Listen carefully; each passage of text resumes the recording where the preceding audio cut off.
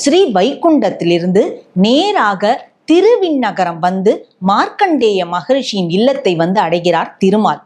அவர் எப்படி வந்தார் அப்படிங்கிறத தான் சுவாரஸ்யமே இருக்கு.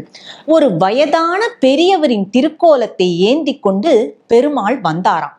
மகனுக்கும் அல்ல, பேரனுக்கும் அல்ல, எனக்கே இன்னும் திருமணம் ஆகல, நான் உங்கள் பெண்ணை திருமணம் செய்து கொள்ள ஆசைப்படுகிறேன், நான் அதற்காக தான் வந்திருக்கேன் அப்படின்னதும் மார்க்கண்டேய மகரிஷிக்கு தூக்கி வாரி போட்டதாம். நான் உங்க ஆத்து மாப்பிள்ளையா மாறிட்டேன் அப்படின்னா உங்கள் பெண் எனக்கு செய்து தரக்கூடிய உணவு பண்டங்கள்ல உப்பே இல்லாமல் அத்தனை தளிகையும் பண்ணட்டும், நான் அதையே உகப்புடன் ஏற்றுக்கொள்கிறேன் அப்படின்னாராம் பெரியவர்.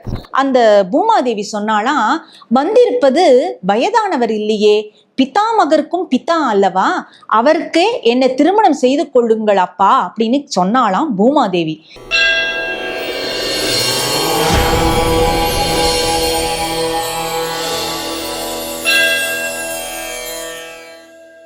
ஸ்ரீமதே ராமானுஜாய நமஹா. தெய்வ தமிழ் டிவி நேயர்கள் அனைவருக்கும் இனிய வணக்கம். பூமாதேவியானவள் எப்படி மார்க்கண்டேய மகரிஷி இருந்த அந்த ஆசிரமத்துக்கிட்ட இருக்கக்கூடிய ஒரு துளசி செடியில் அவரது வளர்ப்பு மகளாக திரு அவதாரம் பண்ணினா அப்படிங்கிறத போன பகுதியில பார்த்தோம்.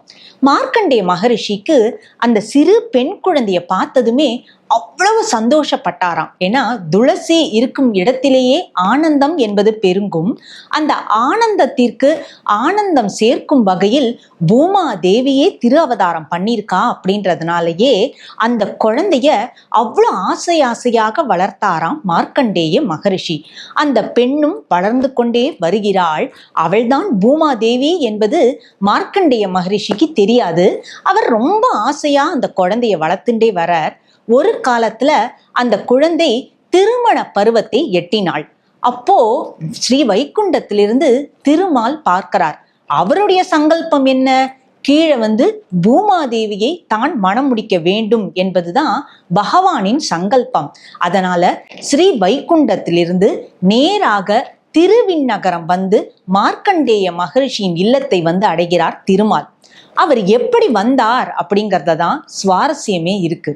ஒரு வயதான பெரியவரின் திருக்கோலத்தை ஏந்தி கொண்டு பெருமாள் வந்தாராம்.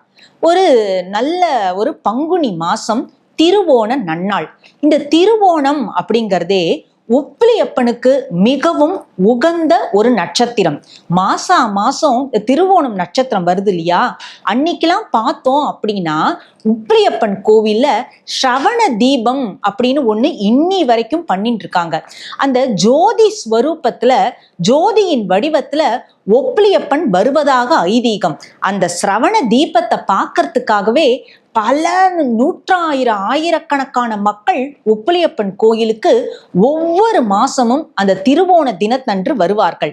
அப்படிப்பட்ட ஒரு நல்ல நாள்ல பகவான் வரார். ரொம்ப வெயில் காலம். அவர் வந்து நிற்கிறார் வாசல்ல, கதவை தட்டுறார். உடனே மார்க்கண்டேய மகரிஷி பார்க்கிறார், யாரோ பெரியவர் வெயில்ல வந்திருக்காரேன்னு சொல்லி தன்னுடைய இல்லத்துக்குள்ள அவரை அழைச்சு தாகம் தீர தீர்த்தம்லாம் கொடுக்கிறார். கொடுத்த உடனே கேட்கிறார், நீங்க யாரு அப்படின்னதுமே அந்த வயதான பெரியவரின் கோலத்தில் வந்த பெருமாள் சொல்றாராம், நான் புராண புருஷர் அப்படின்னாராம் பெருமாள். பெருமாள் என்னன்னு மனசுல நினைச்சுட்டார் அப்படின்னா, பல புராணங்களினால் போற்றப்படக்கூடிய புருஷன் நான் அப்படிங்கிற அர்த்தத்துல புராண புருஷர்னு சொன்னாராம் பெருமாள். ஆனா மார்க்கண்டேய மகரிஷி நினைத்தாராம், இவர் வயதானவர். புராணம்னா வயதானன்னு அர்த்தம் இல்லையா, வயதான புருஷராக இவர் இருப்பதால் இவர் புராண புருஷர் தான் அப்படின்னு மார்க்கண்டேய மகரிஷி புரிஞ்சுட்டார். புரிஞ்சுட்டு என்ன கேட்டார் பெரியவர்கிட்டன்னா, இந்த வெயில வந்திருக்கேளே உங்களுக்கு என்ன வேணும் அப்படின்னு கேட்ட பொழுது அந்த பெரியவர் சொன்னாராம், எனக்கு நான் உங்களுடைய மகளை திருமணம் பேசுவதற்காக வந்திருக்கிறேன் அப்படின்னாராம் அந்த பெரியவர். மார்க்கண்டேய மகரிஷிக்கு ரொம்ப சந்தோஷமா போயிடுது. இப்போதான் நம்மளுடைய மகள் திருமண வயதை எட்டி இருக்கிறாள், அதை தெரிஞ்சுண்டு யாரோ ஒரு வயதானவர் வந்திருக்காரே அப்படின்னு சொல்லி, உங்கள் மகனுக்காக நீங்க திருமணம் பேச வந்திருக்கீங்களா இல்ல உங்க பேரனுக்காக நீங்க திருமணம் பேச வந்திருக்கீங்களான்னு கேட்ட பொழுது அந்த பெரியவர் சொன்னாராம், மகனுக்கும் அல்ல பேரனுக்கும் அல்ல, எனக்கே இன்னும் திருமணம் ஆகல, நான் உங்கள் பெண்ணை திருமணம் செய்து கொள்ள ஆசைப்படுகிறேன், நான் அதற்காக தான் வந்திருக்கேன் அப்படின்னதும் மார்க்கண்டேய மகரிஷிக்கு தூக்கி வாரி போட்டதாம். அவர் சொன்னாராம், என்னுடைய மகள் ரொம்ப ரொம்ப சின்ன பொண்ணு, அவளுக்கு தான் பண்ற அந்த சமையல்ல கூட இவன் ஒரு பழைய சாதம் இருந்தா கூட அதுல கூட லவணம்னா உப்புன்னு அர்த்தம்.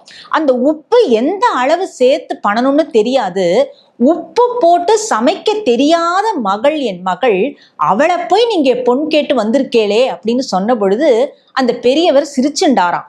நீங்க உங்க பொண்ணை கூப்பிடுங்கோ, உங்க பொண்ணு என்னை பார்க்கட்டும், உங்க பொண்ணு என்னை திருமணம் பண்ணிக்கிறேன் அப்படின்னு சம்மதம் சொல்லிட்டா அப்படின்னா நான் உங்கள் பெண்ணை திருமணம் செய்து கொள்கிறேன். இன்னில் ஏதாவது உங்க பொண்ணை நீங்க திருமணம் செய்து கொடுத்துட்டீங்க, நான் உங்க ஆத்து மாப்பிள்ளையா மாறிட்டேன் அப்படின்னா உங்கள் பெண் எனக்கு செய்து தரக்கூடிய உணவு பண்டங்கள்ல உப்பே இல்லாமல் அத்தனை தளிகையும் பண்ணட்டும், நான் அதையே உகப்புடன் ஏற்றுக்கொள்கிறேன் அப்படின்னாராம் பெரியவர். மார்க்கண்டேய மகரிஷி என்ன நினைச்சார், நிச்சயமா தன்னுடைய மகள் இந்த பெரியவரை பார்த்து கல்யாணத்துக்கெல்லாம் ஒத்துக்கவே மாட்டா அப்படின்ற பரம தைரியத்தோடையும் பரம நம்பிக்கையோடையும் மார்க்கண்டேய மகரிஷி பூமா தேவியை பார்த்து, உள்ளுக்குள்ள இருந்த பூமா தேவி கிட்ட, அம்மா பூமி இங்க வந்து பாரு, ஒரு பிதாமகர் வந்திருக்கார் பார் அப்படின்ட்டு சொன்னாராம். பிதாமகர் அப்படின்னா வயதானவர் அப்படின்ற ஒரு அர்த்தமும் இருக்கு, பிதாமகர் அப்படின்னா அதாவது பிரம்மா அப்படின்ற ஒரு அர்த்தமும் இருக்கு. மார்க்கண்டேய மகரிஷி ஒரு வயதானவர் அப்படின்றத குறிப்பிடுவதற்காக பிதாமகர் அப்படின்ட்டு சொன்னார். உடனே பூமாதேவி அங்கேருந்து ஓடி வரா, அவசரமா ஓடி வந்து பார்க்கறா. பார்த்தவள் சொல்றா, அப்பா ஒரு பிதாமகர் வந்திருக்காருன்னு சொன்னீங்களே, வந்திருப்பது பிதாமகர் இல்ல, பிதாமகருக்கும் பிதா அப்படின்னு சொன்னாலாம் அவ.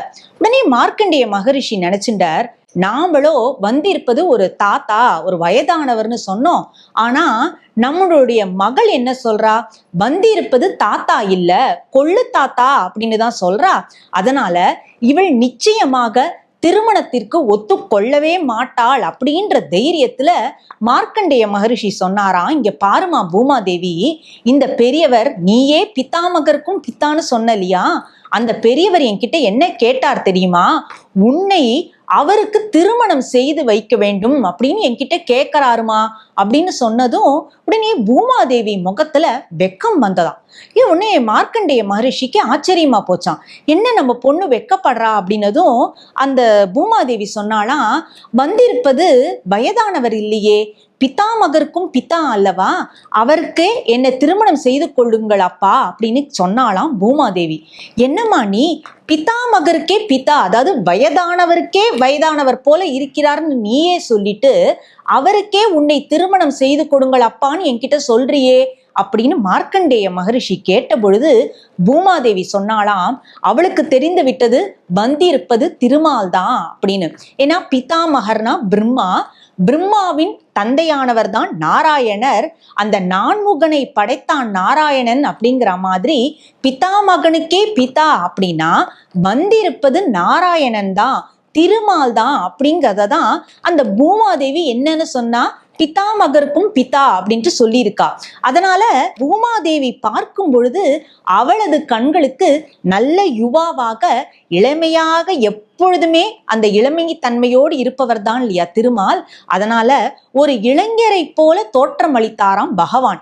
மார்க்கண்டேய மகரிஷிக்கு வயதானவராகவும் பூமாதேவியின் திருக்கண்களுக்கு ஒரு இளைஞராகவும் காட்சி கொடுத்தாராம் பகவான். அதனாலேயே பூமாதேவி என்ன சொன்னா மார்க்கண்டேய மகரிஷியிடம் அப்படின்னா, இவருக்கே என்னை திருமணம் செய்து கொடுத்து விடுங்கள் அப்படின்ட்டு அவ சொல்ல மார்க்கண்டேய மகரிஷிக்கு மனசு ரொம்ப கஷ்டமா போயிடுதான். தன் மகள் மீதும் கோபம் வந்ததாம், வந்தவர் மீதும் கோபம் வந்ததாம். ஆனா அந்த கோபத்தை எப்படி வெளிக்காட்டி கொள்வது என்று அவருக்கு தெரியலையாம். தன் மகள் இந்த வயதானவரை நிராகரிப்பாள் அப்படின்னு பார்த்தா இவருக்கே தன்னை திருமணம் செய்து கொடுங்கள்னு சொல்றாரே அப்படின்னு ரொம்ப மனசு கஷ்டத்தோடையும் மனசு கலக்கத்தோடையும் மார்க்கண்டேய மகரிஷி திரும்பி திருமால் பக்கம் திரும்பினார். திரும்பி அவர் பார்த்த இடத்துல அவர் பார்த்த காட்சி என்ன அப்படிங்கிறத அடுத்த பகுதியில நாம பேசி தெரிஞ்சுப்போம்.